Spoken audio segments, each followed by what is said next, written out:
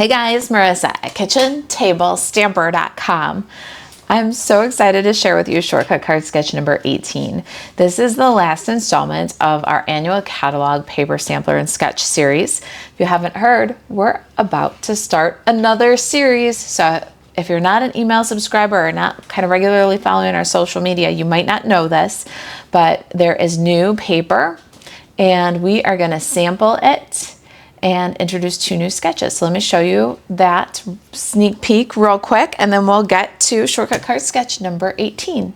All right, so Stampin' Up! Has introduced some online exclusive papers and an online exclusive that I missed.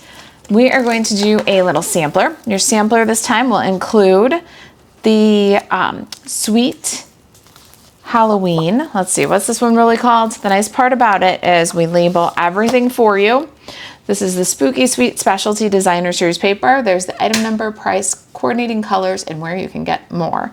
So it's going to include Spooky Sweet Designer Series paper, 5 6x6 or 6x12 sheets, and assorted die cuts. It's going to include the tweed.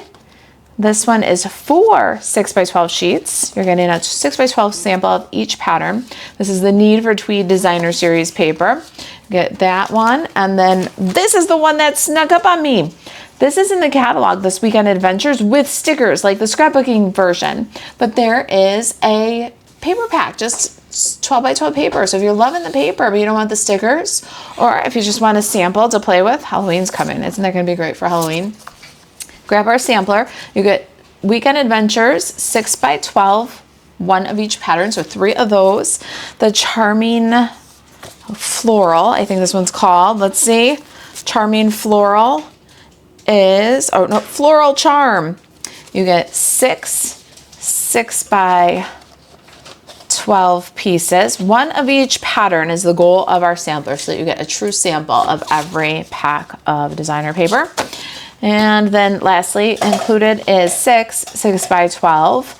And this is Painterly Pears. Let's see if I got my name right on that one. Yep, Painterly Pears. And so that is our paper sampler, the one that we've got for registration right now. We've got till the weekend to do this one. And it will also include access to shortcut card sketch number 19 and 20. Now, the shortcut card sketch 19 and 20 are either available as PDF or laminated. So you get a couple of choices. Just the paper is just the paper. PDF sketches is the paper. Oh, and I forgot to show you that because it's part of our sketch series, we're going to include ribbon and embellishments that you can use to do all of your card samples with us. We always try to include the newest ones that will coordinate best with all of the papers, the ones that are most useful. So we're going to also include in our sampler, if you get the PDF sketches, a roll of this iridescent petunia pop ribbon and a package of these charming shimmer faceted dots.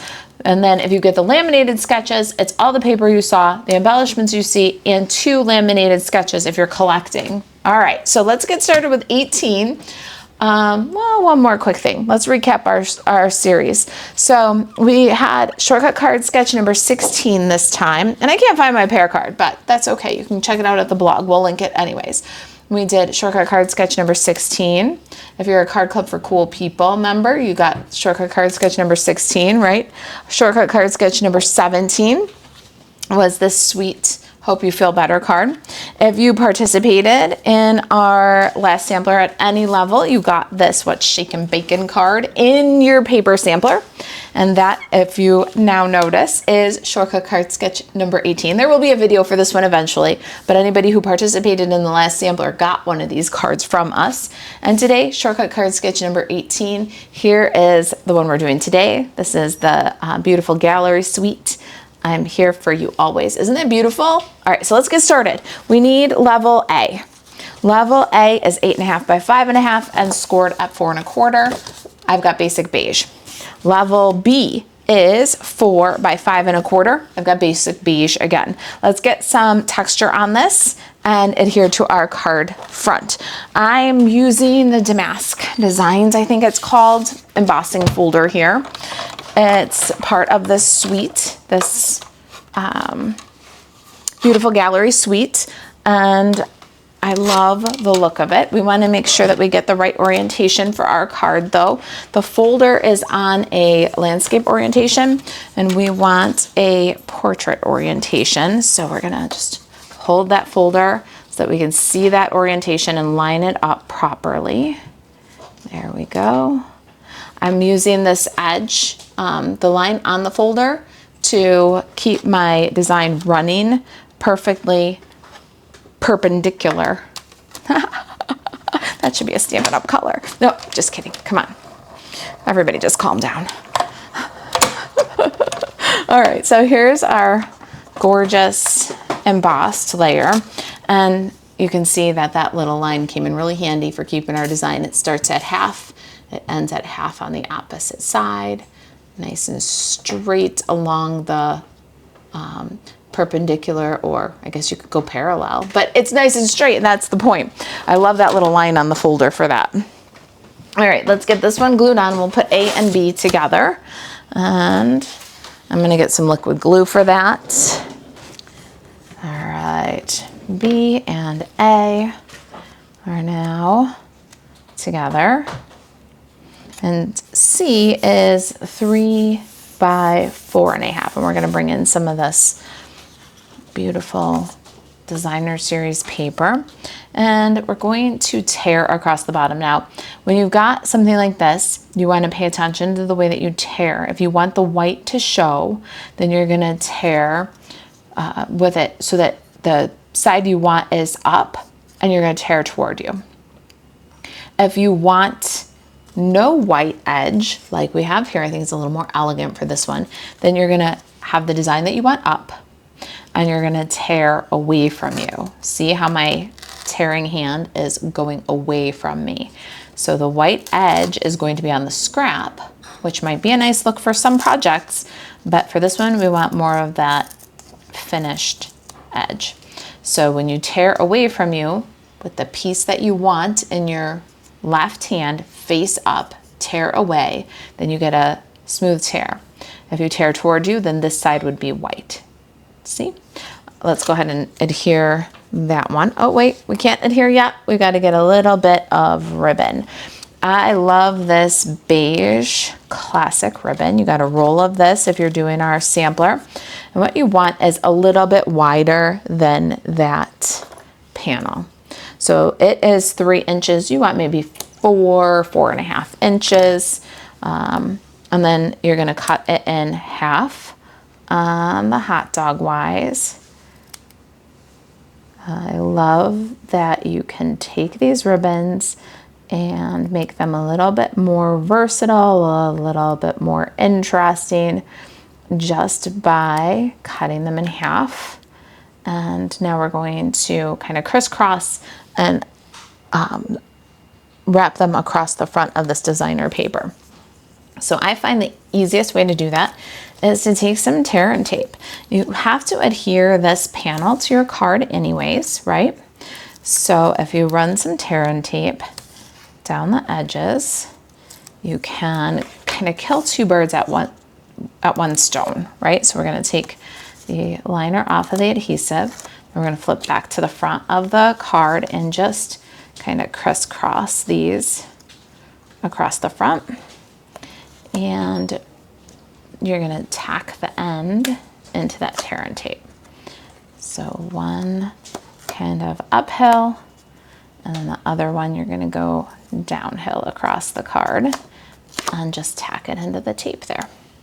Now that's secure. If you want to, you can put a little more tear and tape, but that is really probably pretty secure as it is, and adhere that to the front of the card. All right, D is any shape of your choice, and I have this,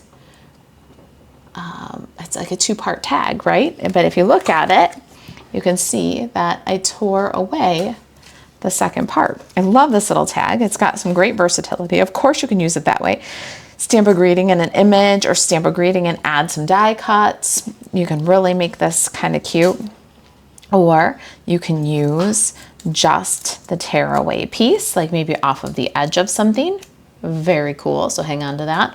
or the tag with the edge torn away. So really fun tag, and that one came from the Tags to Go dies.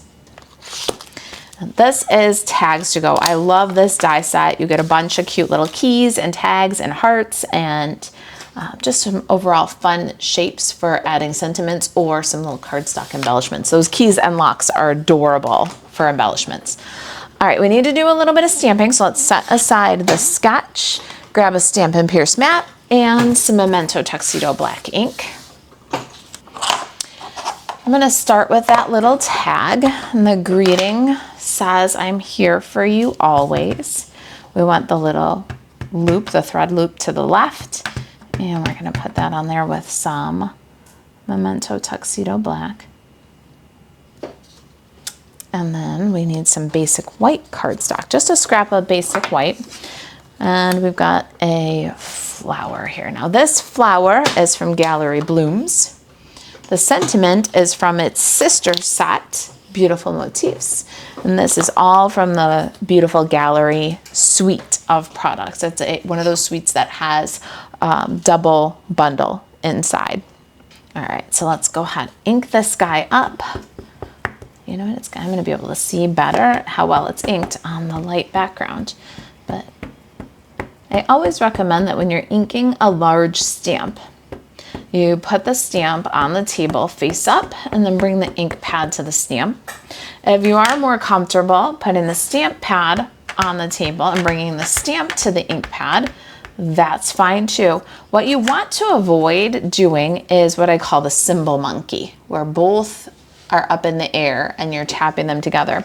What that does is it gets ink around the edge of the stamp, maybe on the edge of the block. It doesn't apply the ink evenly, and it takes a lot of the control away as you come at that stamp with maybe an angled ink pad. This is easier to just bring straight down, straight up, keeping the mess to a minimum and getting the image inked as thoroughly as possible.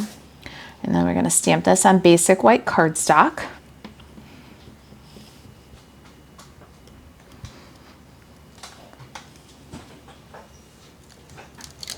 Look at that gorgeous image. Oh, I love this.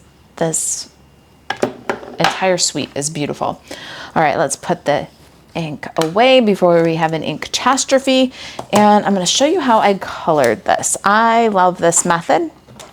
I have a few Stampin' Right markers here and an acrylic block to use as a palette. I've also got a blender pen. So what we're going to do is we're going to pick a side and add some Mossy Meadow and Seafoam. Now you're not going to be able to see the Seafoam ink very well. So that's why I pushed it off into this corner, because I'll know that it's there even though it's hard to see because it's such a light color. Then the first thing I like to do when grabbing a blender pen is just wipe it off on the white cardstock and make sure that it runs clear, because the last time I used it, it might still be retaining some ink. All right, then we're gonna take the Mossy Meadow and we're gonna start coloring the leaves. You wanna start at the base of the leaf and move toward the tip of the leaf. And we're just going to pick up more ink as needed to get the like half of the leaf covered with Mossy Meadow. All right, so we've done a few of those part way now. And then we're going to grab some Seafoam and we're gonna start blending Seafoam and Mossy Meadow together to get those highlights.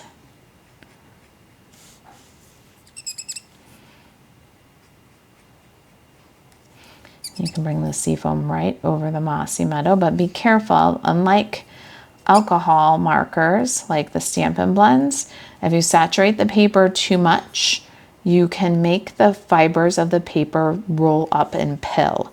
So you don't want to saturate too much. We're going to do this big guy here, and we're going straight into the stem and coming up from the center. We need more ink to get the saturation that we want. Grab more ink off the block. And as you're moving away and applying the ink to the paper. It runs out from the pen and gives you a lighter shade of Mossy Meadow. We've filled in, and now we're gonna grab some more seafoam and fill in seafoam in those highlights. And what you're gonna get is this beautiful watercolor, soft watercolor effect. All right, so I'm gonna finish the rest of my leaves with seafoam and Mossy Meadow. I'm gonna need some more seafoam ink. And you just kind of gotta trust that it's there and add some more if you feel like you need it. And we'll get the rest of these leaves and the stem done the same way. All right, when you've got green and you're all done, then you're gonna take your blender pen and scribble on the edge on the scrap until it runs clear. All right, then the next we're going to do is some petal pink. And now we've flipped around the acrylic so we can't inadvertently mix the green and the pink. Green and pink will make brown, and we don't want that. And this one's gonna be kind of hard to see on the acrylic too, but don't worry about it. We know that it's down in that corner. Then I'm gonna take my petal pink and I'm going to use the brush tip and just start drawing in the darkest shadows with the marker. And the darkest shadows are gonna be at the base of the petals, at the base of the flower, anywhere where one petal kind of snugs up to another and would cast a shadow. Then once we've got those dark highlights in, we're gonna grab our blender pen, make sure it's clear, and then pick up the pink. And now you can see how much pink we've picked up. So it's definitely there. We just have to trust the process until it's actually on the blender pen. And when we stop getting the pink results we want, is we're dabbing the lighter shade and letting it fade to the ends of the petal. Then we add more petal pink onto the block. And we're just gonna keep layering in the color, letting it fade to the outer edges of the petal. Start the pen where a shadow would be, up against another petal or at the base of the flower, and then move the pen out to the edge, cleaning the ink off of the blender as you go. All right, so we're gonna fill in the rest of the flowers the same way. Before I start the next flower, I'll run some more ink and then start drawing in the deepest shadows with the actual marker. Going around the flower center because that's gonna be Darling Duckling. And then bringing those more medium shades and lighter shades with the blender pen and the palette. All right, we'll finish our last flower the same way. All right, I'm finished with my petal pink, and you can see that some of the pink is still coming off of the blender. That's okay. And then last up, we're gonna bring our Darling Duckling. So we're gonna turn this just a little bit into a corner we haven't used yet. Darling Duckling is a little bit easier to see. And we're gonna dab in there with the marker where the artist has drawn some texture, get that darkest shade on the texture. And then we're gonna grab the blender pen and pick up and then dab in with some lighter shades of Darling Duckling in the center there. I think it's beautiful, don't you? All right, now let's go ahead and clean off the pen one last time. And we're gonna die cut that flower. Bring in our Stampin' Cut and Emboss machine, get it set back up to die cut by putting that number 2 in there. And I've got my die.